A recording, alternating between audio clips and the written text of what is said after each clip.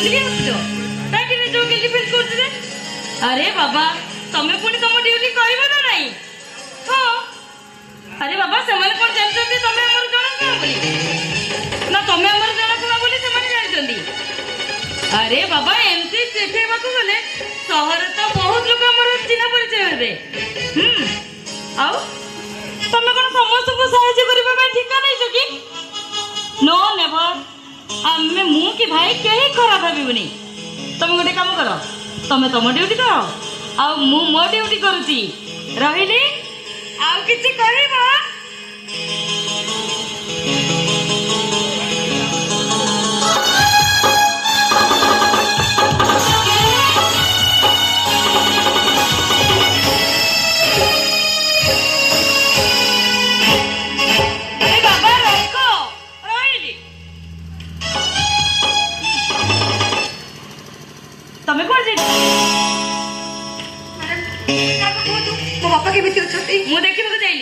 भाई कहते तुम बापा सेन्स फेरी आसी ये तुम बापा फास्ट फ्रेंड्स को आरंभ होती ना नहीं अल्प के आउ किसी सप्ताह रही गले तुम बापा पूरा ठीक है अच्छा कहलन तो तुम कौन जाइल कुआड़े जी किसी अर्थ जोगाड़ करने को जाइए अरे बाबा अर्थ कौन हम तुम बापा भाई तो सब प्रकार व्यवस्था कर सारी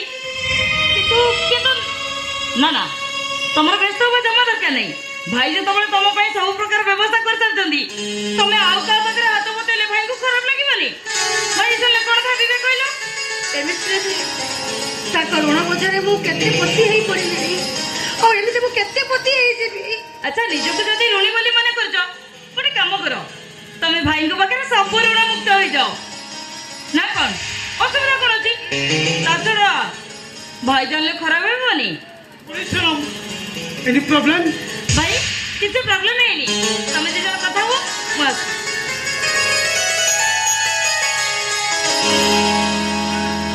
मौसा को देह तो भल हो तुम्हें व्यस्त होनी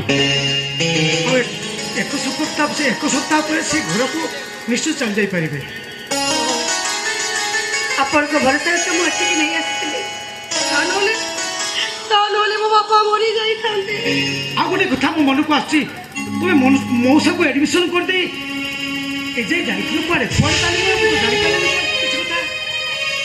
बापा को आपण को दायित्व छाड़ी दे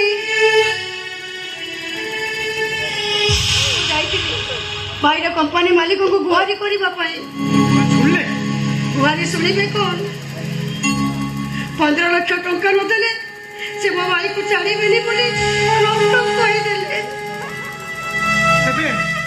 तुम कौन कर भावुच से कथा भावुची कौन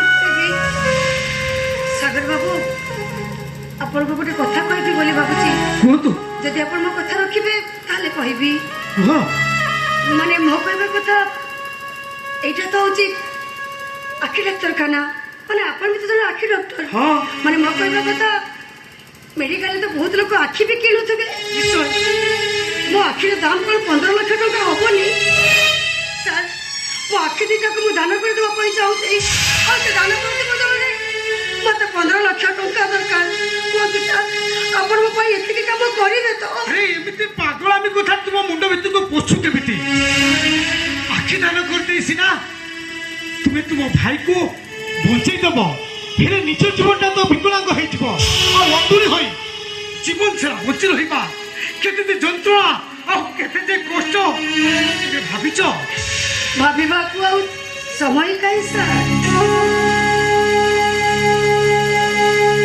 भोग करे समय नहीं अपन को सर एमिति मो जीवन बहुत खुशी रे अछि जे अंधुड़ी आई गले कष्ट पाइबी बोली मन दुख करिबी आ ता छड़ा मो जीवन का तो गोटे नरक पलटि जाइछि हम ए नरक भितरे आखि थाई जहा न थाई मध्य ठीक से क्षमा करो मु ए क्षेत्र में तुमको जमा साहाय्य कर परिबिनी जानी सुनी तुम जीवनटा को एमिति विकलांग सजे देबा को मो विवेक को बाधा दउछि क्षमा करो ଆପଣ ବୁଝୁନାହାନ୍ତି କାହିଁକି ତା ନହେଲେ ମୋ ଭାଇକୁ ଜେଲ ହେଇଯିବ ଆମେ ବାପ ଯେମିତି ବଞ୍ଚିବୁ ମୁଁ କେମିତି ଗୋଟେ ପ୍ରସ୍ତାବ ରଖିବ। ଯଦି ଆପଣଙ୍କ କଥା ରଖିଲା ଭଳି ହେଇଥିବ ତାହେଲେ ମୁଁ ନିଶ୍ଚୟ ରଖିବି। ମୁଁ ତୁମକୁ 15 ଲକ୍ଷ ଟଙ୍କା ସାହାଯ୍ୟ କରିବି। ନାଇଁ ସାର୍, ଆପଣ ଆଉ ସେ କଥା କୁହନ୍ତୁନି। ଆପଣଙ୍କ ପାଖରେ ମୁଁ ଆଉ ଟଙ୍କା ସାହାଯ୍ୟ ନେଇପାରିବିନି। ଆପଣଙ୍କର ମୁଁ ବହୁତ ସାହାଯ୍ୟ ନେଇସାରିଛି। ଆପଣଙ୍କ ଋଣରେ ମୁଁ ପୋତି ହେଇସାରିଛି। ଆଉ ଥରେ ସାହାଯ୍ୟ ନେଲେ ମୁଁ ବଞ୍ଚେଇଦେବି ସାର୍। ଆପେ ଆପେ ମରିଯିବି। আরে সাহায্য নভাবে ধার বলি ভাবি নিও। সময় সুবিধা দেখি এ টাকাটা তুমি মতে ফেরত করে দেব। একা কথা স্যার, 15 ଟଙ୍କା ରୋଜଗାର କରିବାର ଯାହାର କ୍ଷମତା ନାହିଁ 15 ଲକ୍ଷ ସୁଝିବା ମୋ ପକ୍ଷରେ ଅସମ୍ଭବ।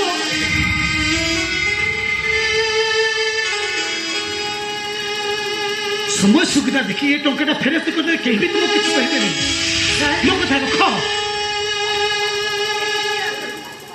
ଜଣେ ଲୋକ କହୁଥିଲା ମୋତେ 15 ଲକ୍ଷ ଟଙ୍କା ସାହାଯ୍ୟ କରିବ ଆଉ ତା ପ୍ରତି ବଦଳରେ ମୋ ଦେହ ମନ ଯୌବନକୁ ତା ପାଖରେ ସମର୍ପି ଦେବା କଥା କହୁଥିଲା। କିନ୍ତୁ ସେ ରାକ୍ଷସ ମୁହଁକୁ ଛେପ ପକେଇ ମୁଁ ସେଠୁ ଚାଲି ଆସିଲି। ସେଇ କଥାଟା ଏବେ ମୋ ମୁଣ୍ଡରେ ପଶୁଛି। କୋଉ କଥା ତୁମ ମୁଣ୍ଡରେ ବସୁଛି? ସାର୍, ମୁଁ ଚାହୁଁଛି ଯଦି ଆପଣଙ୍କ ପାଖରେ ମୁଁ ସାହାଯ୍ୟ ନେବି ତାହେଲେ ମୁଁ ବି କିଛି ଆପଣଙ୍କୁ ସାହାଯ୍ୟ କରିବାକୁ ଚାହୁଁଛି। ମୁଁ ସାହାଯ୍ୟ ମାନେ ମୋ ଦେହ ମନ ଯୌବନ ମୁଁ ସବୁ ଆପଣଙ୍କ ପରି ଦେବତାଙ୍କ ପାଖରେ ଅର୍ପଣ କରିଦେବାକୁ ଚାହେଁ। ଆପଣ ମୋର ଏ ପ୍ରସ୍ତାବକୁ ଗ୍ରହଣ କରିବେ ତ? ନା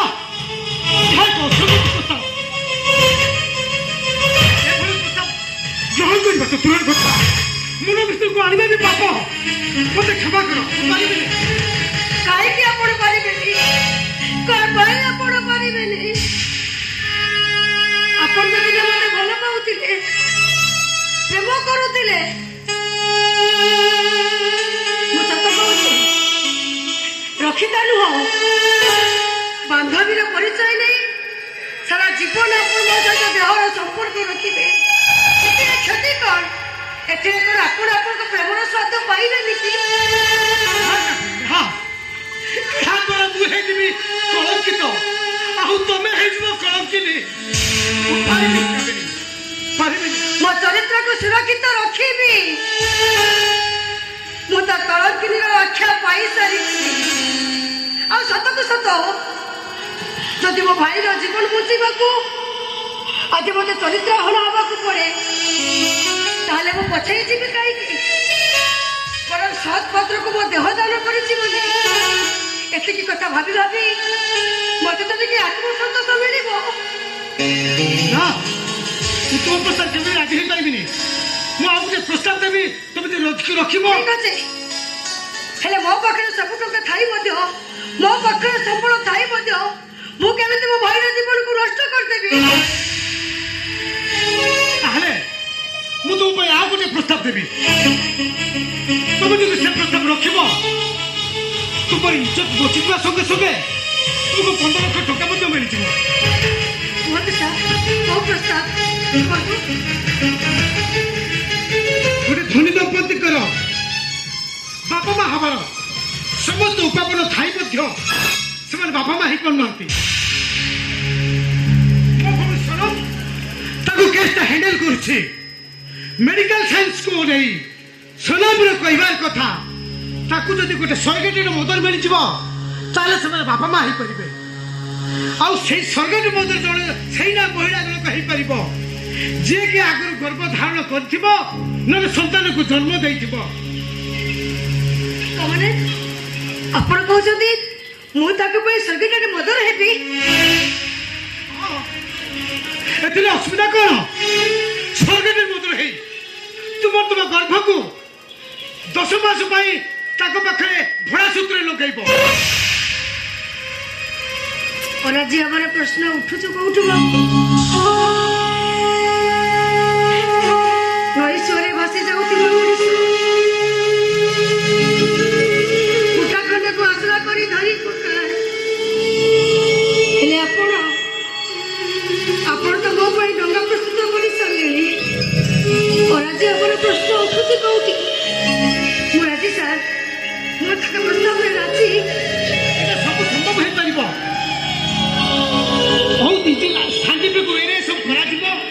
मेडिकल साइंस रे बहुत इजी प्रोसेस सब संभव हबो ଆପଣ ସତ କହୁଛନ୍ତି ହଁ। କିନ୍ତୁ ଏସବୁ କେମିତି ସମ୍ଭବ ମୁଁ କିଛି ବୁଝିପାରୁନି।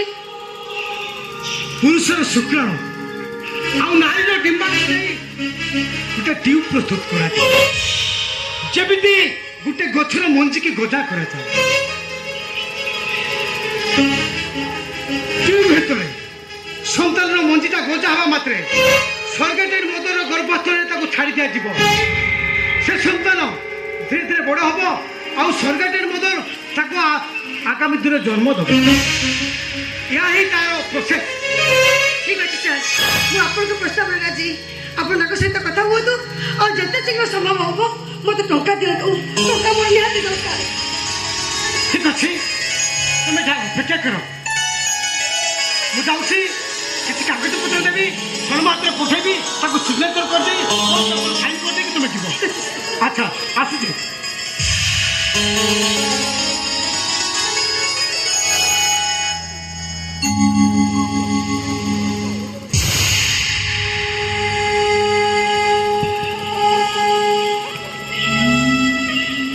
ହେ ଈଶ୍ୱର,